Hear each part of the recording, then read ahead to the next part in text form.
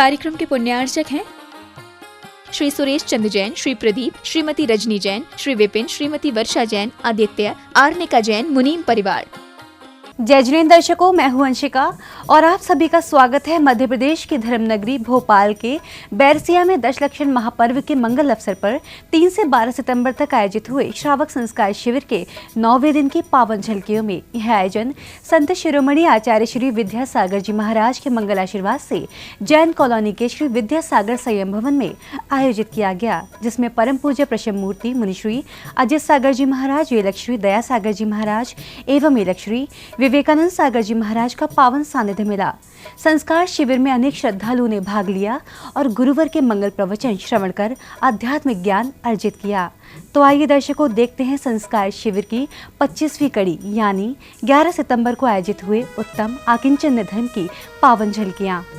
दशलक्षण महापर्व की पावन बेला पर मध्य प्रदेश की धर्मनगरी भोपाल के बैरसिया में 3 से 12 सितंबर तक श्रावक संस्कार शिविर का आयोजन किया गया। ये कार्यक्रम संत शिरोमणि आचार्य श्री विद्यासागर जी महाराज के मंगल आशीर्वाद से उनके परम शिष्य प्रश्न मूर्ति मुनिश्री अजित सागर जी महाराज, एलक श्री दया सागर जी महाराज एवं एलक श्री विवेकानंद सागर जी महाराज के पावन सानिध्य में आयोजित हुआ। पर्युषण पर्व के दौरान आयोजित हुए संस्कार शिविर में 11 सितंबर को उत्तम आकिंचन धर्म मनाया गया, जिसमें श्रावकों ने प्रभु भक्ति के साथ गुरु भक्ति भी की।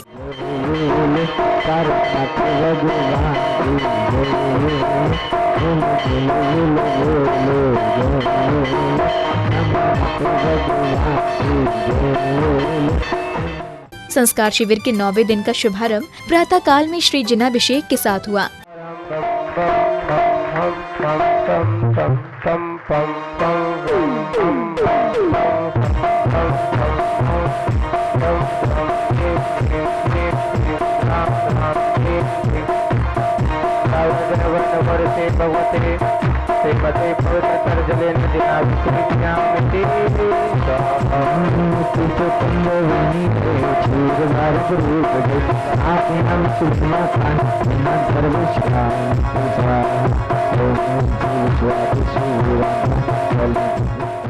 पुण्यशाली परिवारों ने गुरुदेव के सानिध्य में तीर्थंकर प्रभु की प्रतिमा पर उत्कृष्ट भावों के साथ शुद्ध मंत्रों का उच्चारण करते हुए अविरल जल की धारा अर्पित कर शांति धारा की।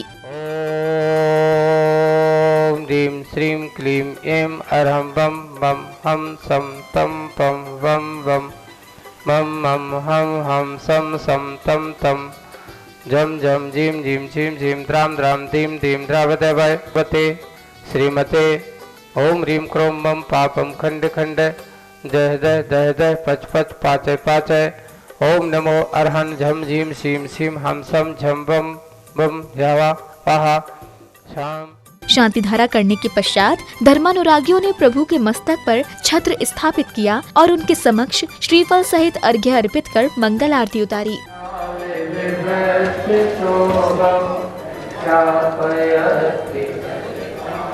पानीय चंदन शदक्षते पुष्प पुंज नैवेद्य दीपक सुधूप फला प्रजेन कर्मा कप्रतन वीन मन तुम भी करो हम भी कर प्रवर की आरती कर जी शिवपुर के सारथी।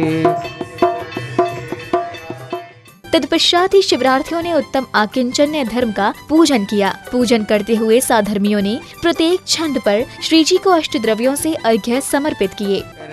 पूरन परम सोवंदो स्वयं मंगल आचार्य जी मुनि मंगल गुरु विचार सर्व साधु मंगले करो वंदो मन वचका मंगल सरस्वती मात का मंगल जिन वरो अशाता नारा मंत्र नमोकार हमें प्राणों से प्यारा मंत्र नमोकार हमें प्राणों से प्यारा।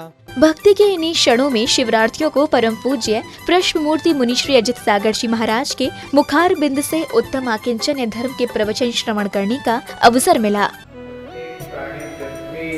पर आता है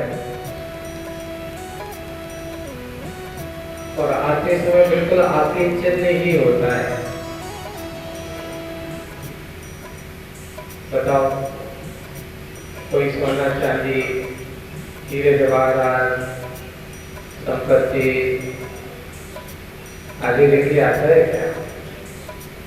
नहीं। हाँ, लेकर के आता है तो अपना पुण्य और पाप लेकर के आता है। पर संसार की यथार्थता यही है, आता जैसा है जाता भी वैसा है।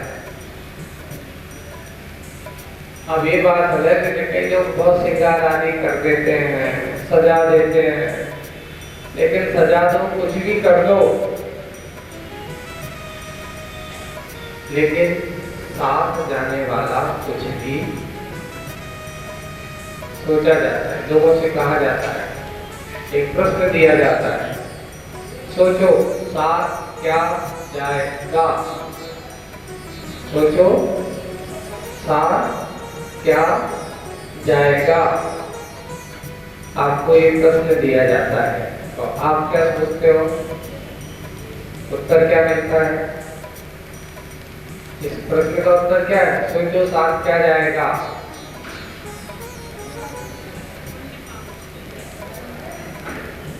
तो ये कहो कि संसार की जितनी भी वस्तुएं हैं ये कुछ भी साथ नहीं जाएगी,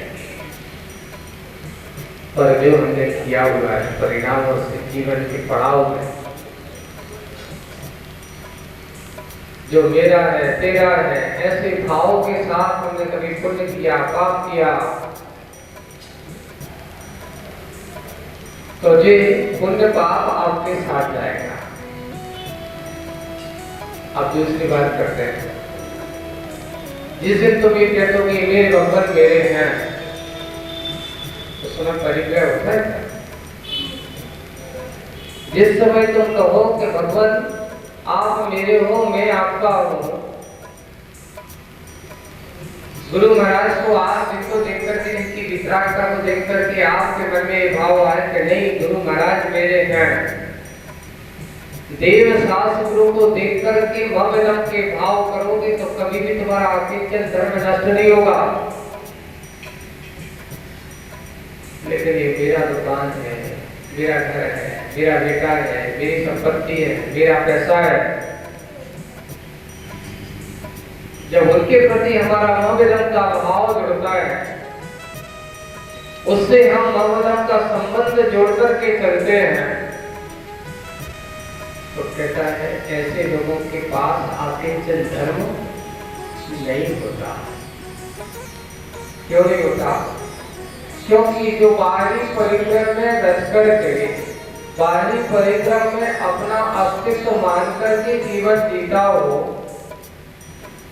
बाहर के जो राग रंग को पकड़ करके अपना जीवन जीने का प्रयास करता हो, वो अकिंचन स्वरूप के पास कैसे पहुंच सकता है, जहां किंचित भी नहीं है,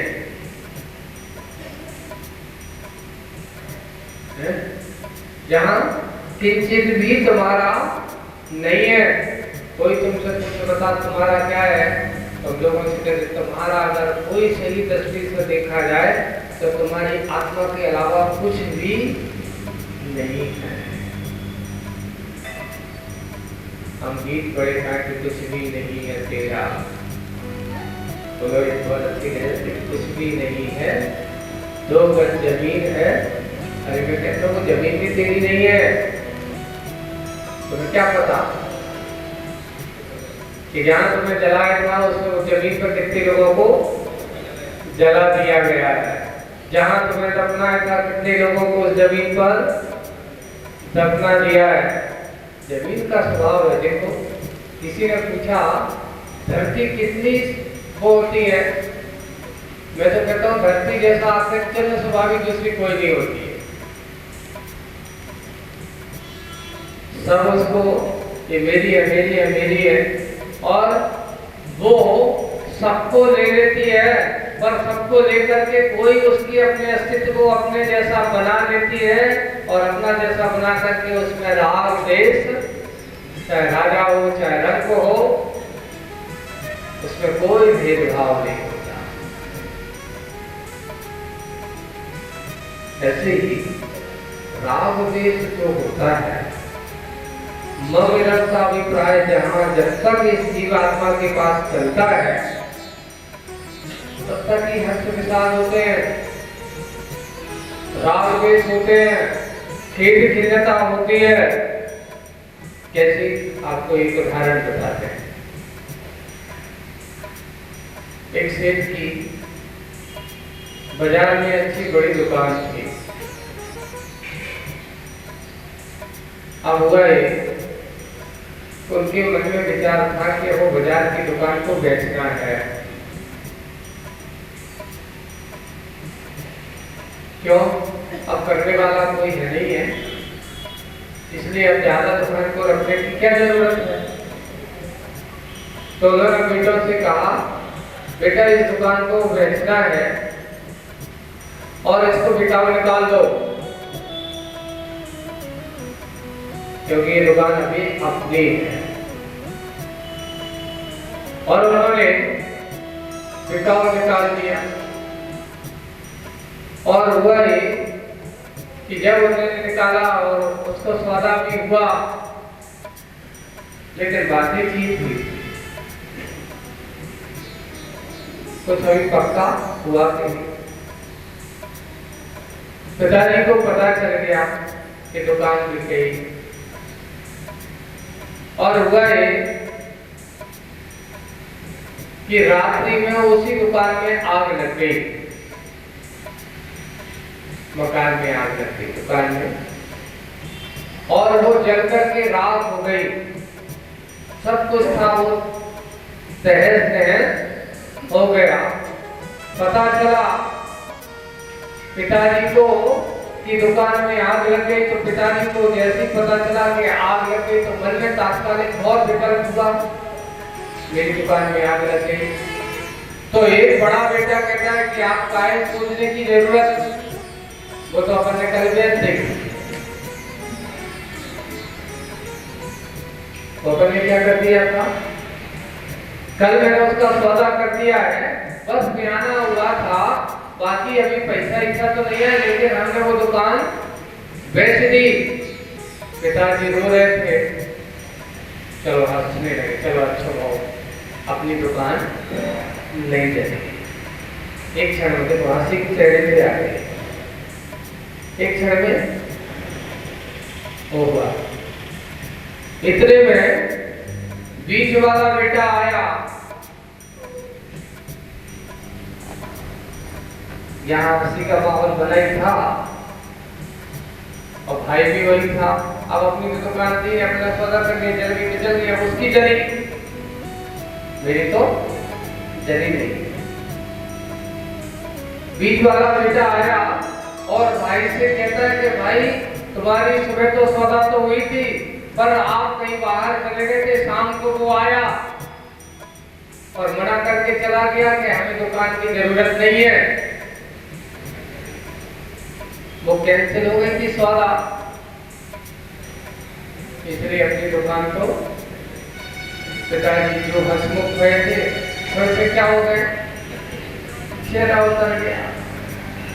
बताओ, हमारी दुकान जल गई। ये तो वही दुकान एक है, वस्तु एक है, एक क्षण में वही प्रसन्नता का कारण बन गया कि ममिदम का अभिप्राय दूर हो गया कि मेरी दुकान है नहीं, और एक क्षण में पुनः ममिदम का भाव आ गया कि मेरी दुकान जल गई। बस यही बात और यही प्रासंगिकता संसारी जीव की दशा है। बहुत सारी चीजें हैं, बहुत सारे द्रव्य हैं, बहुत सारे लोगों के पास अपने अपने साधन हैं, लेकिन सबके साधन आपके जैसे हो सकते हैं पर आपके नहीं होते। कहते थे ये बिल्कुल कार मेरी कार जैसी है ना, ये घर बिल्कुल इसका घर है, बिल्कुल हमारे घर जैसा बना है। अगर लेकिन सामने वाले घर में आग लगती है तो कहते मेरे घर में थोड़ी लगी, सामने वालों को लगी है। बस संसार की विचित्रता यही से चालू होती है। परिग्रह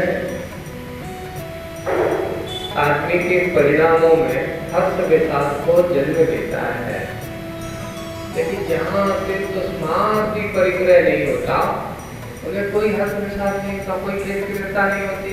हमारा क्या गया? कुछ नहीं गया। हमने क्या किया? बल्कि मेरा था ही कुछ नहीं जो मेरा रुक जाए। इसलिए हमारे यहाँ मुनिराजों को भी क्या कहा? ऐसे एक उसमें अपना आज आपने पढ़ा होगा, उसमें एक पंक्ति आई, नग्न पर तन नग्न ठाणे सुरे असुर पायन पड़े। अर्थ क्या है इसका? नहीं, तो पढ़ लिया, नहीं पता। किनको पता है? हाँ बताओ। नग्न पर तन नग्न ठाणे सुरे असुर पायन पड़े। समझ में आया? तो 2-3 जने ऐसे उठा रहे हैं पीछे। नग्न यानी पहाड़। नगर से क्या है यहाँ पर? नग्न पर तन नग्न ठाणे। कैसे है? उस नग्न का पहाड़ के ऊपर तन नग्न ठाणे सुर असुर पायन पड़े। सुर और असुर सब अच्छे और बुरे। सुर कहते साथ अच्छा और असुर कहते साथ, अरे भैया ये तो बुरे आदमी भी उनके चरणों में अच्छे और बुरे दोनों आकर के साष्टांग हो जाते हैं। क्यों? उनके मन में किसी के ना असुर के प्रति राग है और ना असुर के प्रति द्वेष है। दोनों के प्रति समानता का भाव जहाँ होता है, समता का भाव जहाँ होता है, वही आकंचन धर्म के साधक मुनिराज होते हैं। इसलिए उनके लिए कहा, धन्य है ऐसे वे मुनिराज, नग्न पर तन नग्न ठाणे सुरे असुर। दर्शकों, अभी आप देख रहे थे संत शिरोमणि आचार्य श्री विद्यासागर जी महाराज के मंगल आशीर्वाद से दशलक्षण महापर्व के मंगल अवसर पर मध्य प्रदेश की धर्मनगरी भोपाल के बैरसिया में आयोजित हुए श्रावक संस्कार शिविर के 9वें दिन मनाए गए उत्तम आकिंचन धर्म की पावन झलकियां। यह कार्यक्रम 3 से 12 सितंबर तक परम पूज्य प्रशम मूर्ति मुनिश्री अजित सागर जी महाराज, वेलकश्री दया सागर जी महाराज एवं मेलकश्री विवेकानंद सागर जी महाराज के पावन सानिध्य में आयोजित किया गया। इस दौरान हजारों श्रद्धालुओं ने भाग लेकर आत्म कल्याण किया। तो दर्शकों, अब वक्त हो चला है आपसे विदा लेने का। कल पुनः उपस्थित होंगे इसी कार्यक्रम की अगली कड़ी के साथ। तब तक के लिए मुझे दीजिए आज्ञा और आप देखते रहिए जिनवाणी चैनल। जय जिनेंद्र। इस कार्यक्रम के पुण्यार्चक थे श्री सुरेश चंद्र जैन, श्री प्रदीप, श्रीमती रजनी जैन, श्री विपिन, श्रीमती वर्षा जैन, आदित्य, आर्निका जैन, मुनीम परिवार।